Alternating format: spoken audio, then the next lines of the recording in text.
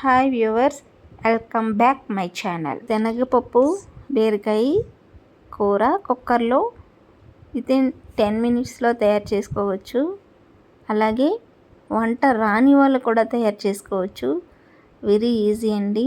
మంచి పోషక విలువలున్న పీచు పదార్థం కలిగిన ఈ శనగపప్పు బీరకాయ కూర ఒక్కసారి తయారు చేసి తిన్నామంటే మళ్ళీ మళ్ళీ కావాలి అంటాము. ఒక ముద్ద అన్నం ఎక్కువే తింటాం కానీ తక్కువ తినం. అంత బాగుంటుంది ఈ కూర. చపాతీతో బాగుంటుంది, రోటీతో కూడా మంచి కాంబినేషన్ కర్రీ. ఇక ప్రాసెస్లోకి వెళ్ళిపోదాం. ఈ శనగపప్పు బీరకాయ కర్రీని కుక్కర్లోనే ముందు అన్నీ బాయిల్ చేసుకుంటాం. ముందుగా కుక్కర్ తీసుకొని శనగపప్పు 1 కప్పు బాగా వాష్ చేసి వేసుకోవాలి. అలాగే ఇది ఒక పెద్ద సైజు బీరకాయ ఒకటే, 2 టమోటాలు, 1 ఆనియను, ఉల్లిపాయ, 2 నుంచి 3 పచ్చిమిర్చి. వీటన్నిటిని కుక్కర్లో వేసి ఇవి ములిగేంత వరకు వాటర్ పోసుకొని 4 to 5 విజిల్స్ వచ్చే వరకు కుక్కరు విజిల్ పెట్టుకోవాలి. స్టవ్ ఆన్ చేసి ఈ కుక్కర్లో బాయిల్ అవ్వడం వల్ల బాగా ఉడుకుతుందండి. ఇగో ఇలాగా ఒక 4 విజిల్స్ వచ్చిన తర్వాత శనగపప్పు బీరకాయ అయితే ఇలా ఉడుకుతుంది.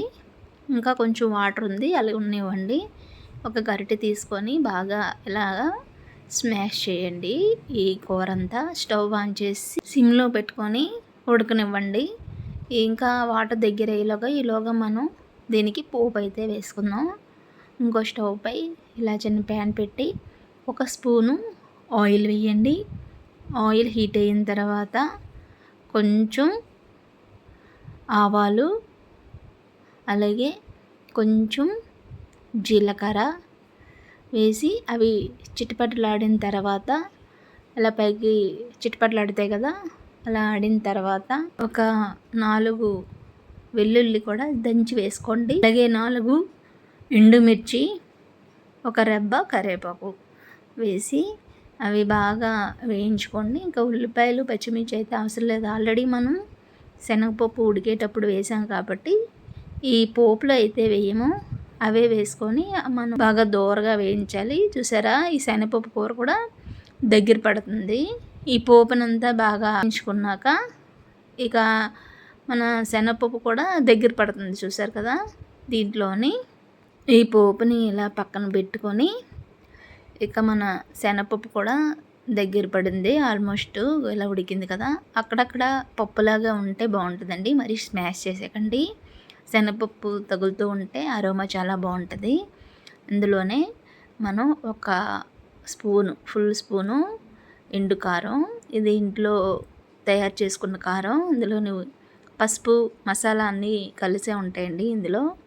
అలాగే రుచికి సరిపడా ఉప్పు, ఈ 2 వేసి బాగా కలుపుకోండి. ఒకవేళ మీరు పచ్చికారంగానే వేస్తే కొంచెం పచ్చికారం, 1 చిటికెడు పసుపు వేయండి, సరిపోద్ది. ఇంకేం వేసిన తర్వాత ఇలా కలుపుకున్నాక చూసారా, ఆల్మోస్ట్ అది దగ్గర పడింది. ఇలా సరిపోద్ది. మరి ఇంకాసేపు అయ్యేసరికి శనగపప్పు బేసిక్గా అది బేగా గట్టి పడిపోయే తత్వం ఉంటుంది కాబట్టి ఇది దగ్గరగా వచ్చేస్తుంది. సో ఇలాగ నీళ్ళ ఉంటేనే కర్రీ కూడా బాగుంటుంది. మనం రైస్లో కానీ రోటీలో కానీ ఇలాగా దగ్గరగా ఉడికి ఇంకా మనం పోపు వేసేలోగా ఇంకా కొంచెం అది దగ్గర. ఇందులోనే కొంచెం లిటిల్ బిట్ స్మాల్ స్పూను అల్లం వెల్లుల్లి పేస్ట్ అది కూడా వేసి బాగా కలపండి. పచ్చిదే వేసానండి నేను, అల్లం వెల్లుల్లి పేస్ట్ ఎక్కడ వేపలేదు. ఒకవేళ మీరు అల్లం ముక్కలైనా వేసుకోవచ్చు, లేదా దంచైనా వేసుకోవచ్చు. ఇందులో కొత్తిమీర కూడా జల్లేసుకోండి. ఈ పప్పులోనే కొత్తిమీర కూడా వేస్తే చాలా బాగుంటుంది. అంతేనండి, శనగపప్పు బీరకాయ కర్రీ అయితే రెడీ. ముందుగా రెడీ చేసుకున్న పోపును కూడా ఇందులోని తిరిగి పోపు వేసేసి ఇంకా బాగా కలుపుకొని తినేయడమే. చాలా ఈజీ అండి. వంట రాని వాడు కూడా చేసుకోవచ్చు. 10 minutesలో అయిపోద్ది. ఇవన్నీ కుక్కర్లో వేసి బాయిల్ చేసి పోపు పెట్టేస్తే అప్పటికప్పుడు కర్రీ ఏమి లేదు, తోచలేదన్నా ఇది ఈజీగా చేసుకోవచ్చు. ఈ వీడియో ఇప్పటివరకు చూస్తున్న నా ఛానల్ ఎవరైనా సబ్స్క్రైబ్ చేసుకోకపోతే సబ్స్క్రైబ్ చేసుకోండి. Please like and subscribe. అలాగే మీ ఫ్రెండ్స్ అండ్ ఫ్యామిలీ మెంబర్కి షేర్ చేయండి. ఈ కర్రీ మీరు ట్రై చేసి కామెంట్ బాక్స్లో కామెంట్ తెలియజేయండి.